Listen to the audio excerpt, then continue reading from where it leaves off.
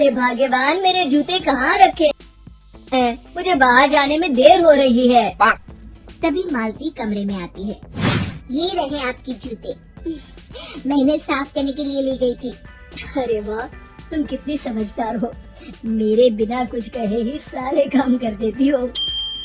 तभी मालती झिझकते हुए रमेश से कहती है, सुनिए जी, आपसे एक बात कहूँ, बुरा तो नहीं मानेंगे ना? अरे नहीं नहीं, बेफिक्र होकर कहो। शादी से पहले मैं अपने मायके में नौकरी करती थी। मैं चाहती हूँ कि अब मैं फिर से नौकरी करना शुरू कर दूँ। वैसे भी सारा दिन घर में बोर हो जाती हूँ। देखो मालती, तुम्हारे नौकरी करने से मुझे कोई ऐतराज नहीं है, लेकिन तुम्हें एक बात बता दूं, हमारे खानदान में आज तक कभी किसी औरत ने नौकरी नहीं की। फिर भी एक बार तुम माँ से पूछ कर देखो, अगर वो तुम्हें नौकरी करने की इजाजत दे देती है तो अच्छी बात है। रमेश वहाँ से चला जाता है। फिर उसी शाम मालती अपनी सास के पैर दबा रही होती है। तभी उसकी सास मालती से कहती है, अरे क्या बात है बहू, आज तो ठीक तरह से मेरे पैर नहीं दबा रही, किसी ख्याल में खोई पड़ी है क्या? मैं भी तो जानूं आखिर बात क्या है। दरअसल वो माँ जी। अरे हाँ हाँ बोलो, इतना सोच क्यों रही हो? माँ जी, अगर आप बुरा न माने तो मैं नौकरी करना चाहती हूँ। घर के काम करने के बाद मेरे पास काफी वक्त बच जाता है। मालती की ये बात सुनकर उसकी सास गुस्से में कहती है, अरे बहू, तेरी तबीयत तो ठीक है ना? आज ये कैसी बहकी बातें कर रही है? भला हमारे खानदान में आज तक कभी किसी औरत ने नौकरी की है जो तू नौकरी करने की बात कर रही है? अरे बहू, तू क्या रिश्तेदारी में हमारी नाक कटाना चाहती है?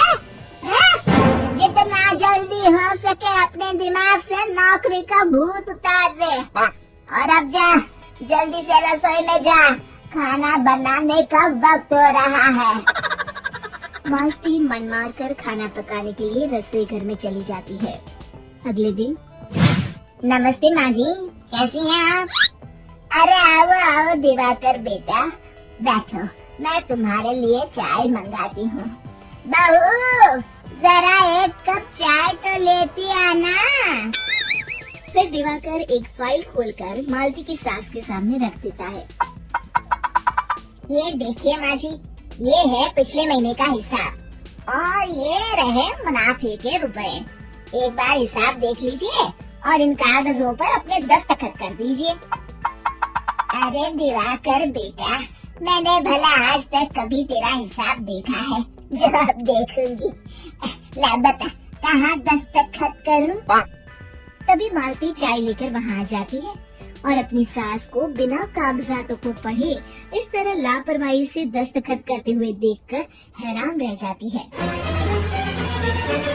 अच्छा माली, अब मैं चलता हूँ, फैक्ट्री में बहुत काम है। फिर दिवाकर वहाँ से चला जाता है। कुछ दिनों बाद मालती बाजार में कुछ सामान खरीद रही होती है। तभी एक बूढ़ा आदमी उसे आवाज देता है, अरे मालती बेटी, कैसी हो? मुझे पहचाना? मैं तुम्हारी कंपनी में मुनीम का काम करता हूँ। हाँ चाचा जी, मैं आपको बिल्कुल पहचानती हूँ। कहिए, कैसे हैं आप? मैं तो ठीक हूँ, कंपनी में कुछ भी ठीक नहीं चल रहा, यहाँ तक कि हमें ठीक वक्त पर तनख्वाह भी नहीं मिलती। ये आप क्या कह रहे हैं? अब क्या बताऊँ, आप लोग तो कभी हिसाब किताब देखने दफ्तर आते नहीं। मेरी मानो तो एक बार आप लोग दफ्तर आकर सारा हिसाब किताब देख लो, आपको असलियत पता चल जाएगी। अच्छा बेटी, अब मैं चलता हूँ, देर हो रही है। फिर वो बूढ़ा वहाँ से चला जाता है। वहीं दूसरी तरफ मालती घर पहुँचकर अपनी सास को सारी बात बताती है। तभी वहाँ रमेश भी आ जाता है, लेकिन मालती की सास मालती की किसी भी बात पर विश्वास नहीं करती। तभी रमेश कहता है, अरे माँ, बिना आग के कभी धुआं नहीं उठता। जब मालती इतना कह रही है तो हमें एक बार दफ्तर चलकर देख लेना चाहिए। वैसे भी हम लोग काफी दिन से अपने दफ्तर नहीं गए हैं। इस तरह किसी एक आदमी के भरोसे काम छोड़ना मुझे भी ठीक नहीं लगता। अगले दिन वे सभी अपने दफ्तर पहुंचते हैं और सीधे दिवाकर के कैबिन में जाते हैं।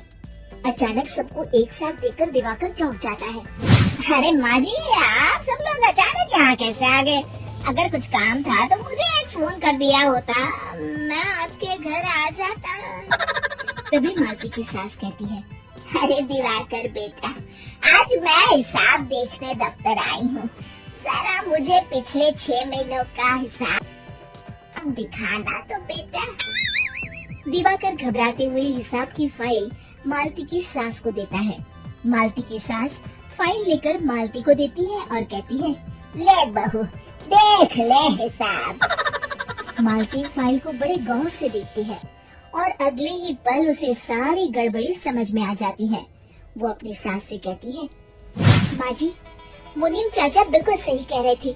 हमारी कंपनी में पिछले 6 महीनों में जितना मुनाफा हुआ है, हमें उसका आधा पैसा भी नहीं मिला। क्यों समझ लीजिए कि 1 रुपए में सिर्फ चवन्नी ही हमारे हाथों में आई है। मालती की बातें सुनकर मालती की सास गुस्से से दिवाकर को पूछती है, क्यों दिवाकर, मेरी बहू जो कह रही है वो सच है? दिवाकर समझ जाता है आज उसका भांडा फूट चुका है। वो गिड़गिड़ाते हुए कहता है, मुझे माफ कर दीजिए माँ जी, मैं पैसों के लालच में अंधा हो गया था। अरे वाह दिवाकर, तू तो एक नंबर का चोर निकला। इतने दिनों से मैं तुझ पर आंख बंद करके भरोसा करती रही और तू मुझे ही चुना लगाता रहा। अभी के अभी निकल यहाँ से और दोबारा अपनी शक्ल मत दिखाना। दिवाकर वहाँ से भाग जाता है। मालती की सास मालती को शाबाशी देते हुए कहती है, बहू, आज मैं समझ गई कि पढ़ाई लिखाई हमारी जिंदगी में कितनी जरूरी है। मैं बहुत किस्मत वाली हूँ जो मुझे तुझ जैसी बहू मिली है।